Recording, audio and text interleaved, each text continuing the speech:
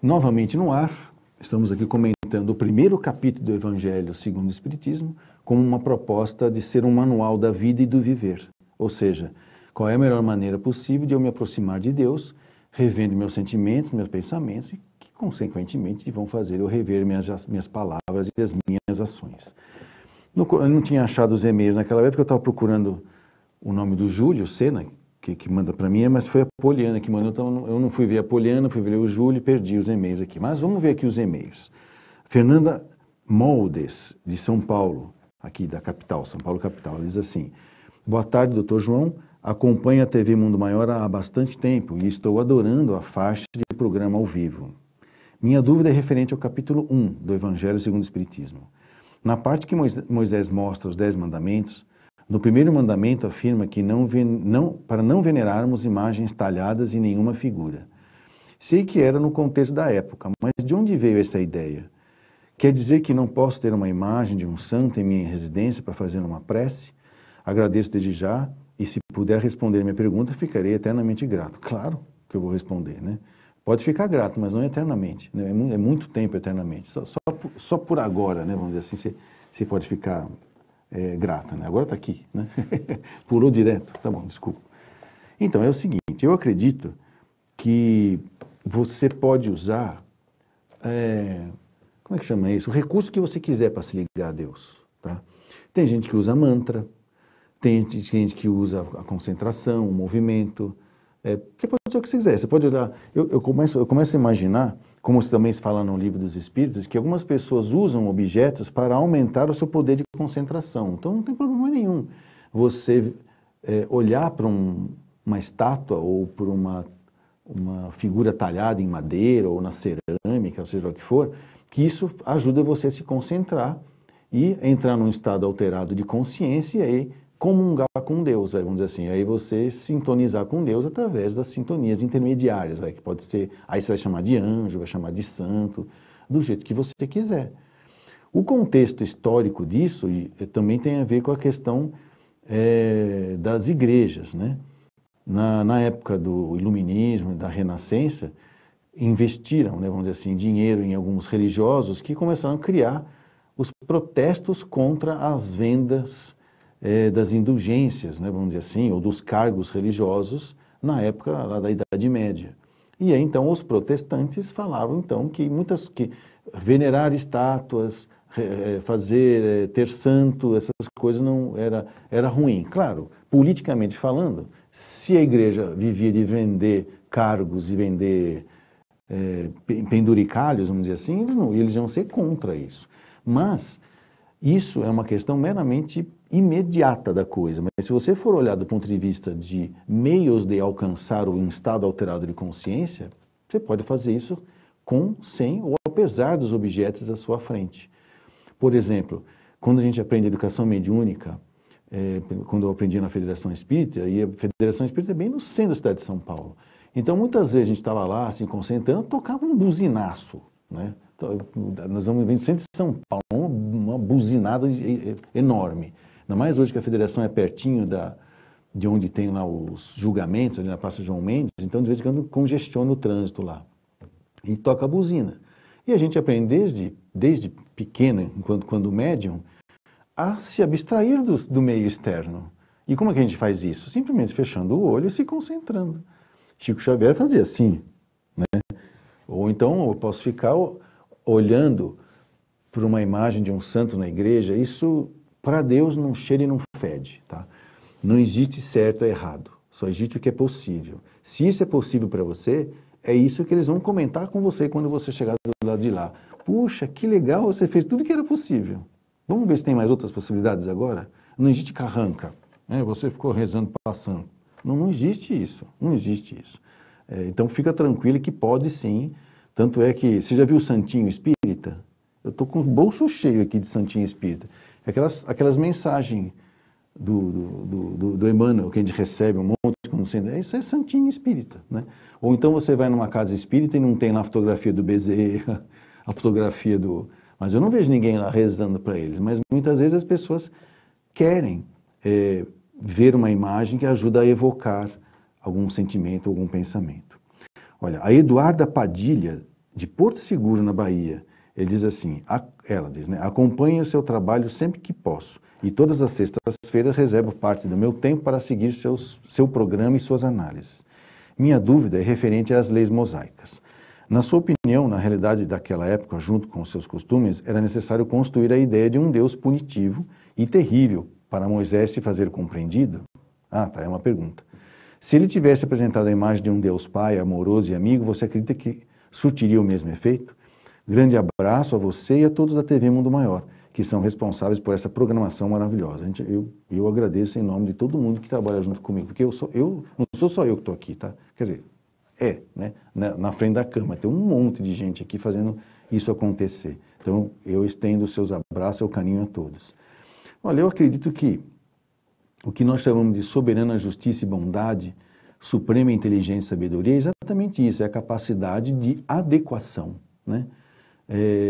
Se nós fôssemos todos iguais e obrigados a fazer as mesmas coisas, então isso seria a própria negação da liberdade de escolha.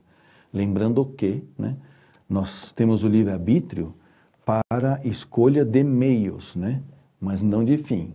A finalidade é chegar a Deus, ou seja, a essa concepção total do que é o amor cósmico universal. O caminho que você vai seguir, se você que escolhe e você responde pelos resultados. Aqui, então, o que nós queremos dizer assim? Talvez na época, sim. Ainda nós, naquela época, tínhamos algumas dificuldades intelectuais ou até mesmo afetivas. Estávamos ainda desenvolvendo o princípio inteligente e principalmente o princípio afetivo. Então, naquela época, coisas mais abstratas não funcionariam. Não seria pestalozziana, vamos dizer assim. Então, tinha que ser uma coisa bem concreta para depois de 2 milênios vir uma coisa mais abstrata, como o Espiritismo, né? Maristela Dutra, de São José dos Campos, São Paulo. Doutor João, ficaria extremamente grato, ou grata, né, que se pudesse responder minha dúvida. Claro, Jesus teve grande influência ditando regras de conduta e moral. Em diversos trechos podemos ver ele ensinando essas leis através de metáforas. Por que acredita que ele escolheu essa forma de passar seus ensinamentos, mesmo sabendo que o povo daquela época não tinha um certo grau de amadurecimento? Eu acho que é exatamente por isso. Vou contar uma historinha. Quando foi que Jesus decidiu falar por parábolas? Estava ele lá, no Morro das Oliveiras, já 10 horas da noite, lembrando que 10 horas da noite lá era madrugada, certo? Porque naquela época não tinha balada, né? E Maria preocupada com Jesus, que não voltava para casa. Meio que um molecão, jovem, né? Quero saber o que ele estava fazendo com a mulherada. Na realidade, ele estava lá tentando entender como é que ele iria falar para um povo tão ordinariamente apegado às coisas da terra, que vivia para comer, né? Que vivia para beber água, para se vestir, né? Fala de coisas tão sublimes. Então, provavelmente, a gente considera que Jesus é um médium direto de Deus, foi-lhe concebida a ideia. Fale para eles em formas de história. Porque como eles não têm capacidade de uma compreensão maior, eles vão compreender de acordo com a capacidade de cada um.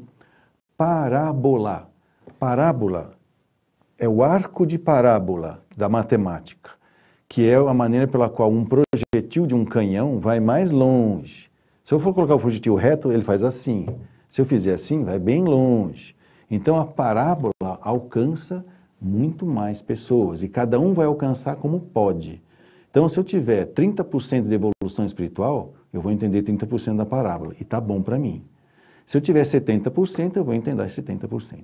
E aí dizem que a primeira parábola que Jesus inventou foi quando ele voltou para casa e Maria estava fazendo a massa do pão para ela cozinhar no dia seguinte. Então, ele viu Maria pegando levedo, né, que hoje a gente chama de fermento, né, e botando na farinha, né, e mexendo. Foi a primeira parábola que ele pensou, olha, uma pequena porção de levedo leveda a massa toda.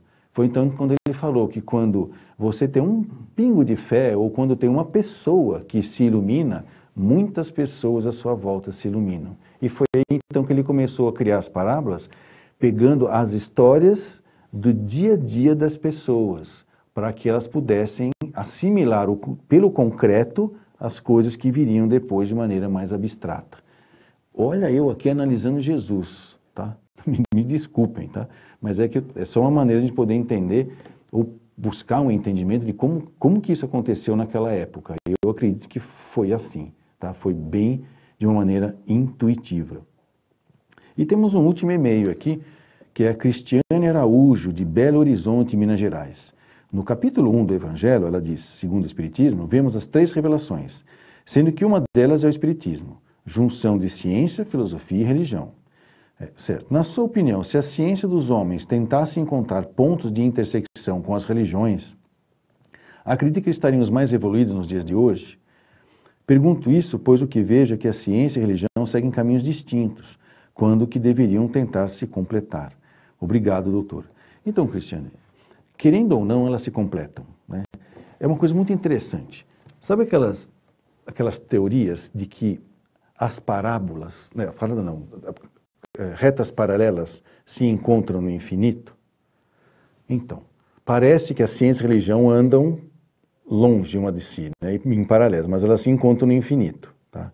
Alguns dizem que elas andam em lados opostos. Tá? Também não tem problema se elas andassem em lados opostos. Tá? Tanto as paralelas como as dos lados opostos têm uma explicação matemática pela qual, apesar de a gente ter a sensação de que elas estão indo não se encontrando em lugar nenhum, mas elas se encontram. E eu vou explicar isso para vocês depois do intervalo. Vou fazer um plim-plim. Porque aí nós vamos ver como que a ciência junta com a religião. Aliás, na realidade, o que eu quero dizer com isso? Que a religião é uma maneira de eu enxergar uma verdade através de um método. E a ciência é de um outro método. E conforme elas vão caminhando, que é o que eu estou falando, que é o mundo científico vai paralelo ao religioso, e algumas vezes elas vão contra. Mesmo assim, elas estão fazendo a mesma coisa, ou seja, vivenciando a realidade. Qual realidade? A realidade desse amor cósmico universal. Quanto mais o homem analisa a matéria, mais ele se aproxima de Deus. E quanto mais o homem foge da matéria, mais ele se aproxima de Deus. Então, nós vamos para o nosso intervalo e eu vou voltar a explicar o mistério das paralelas. Até já.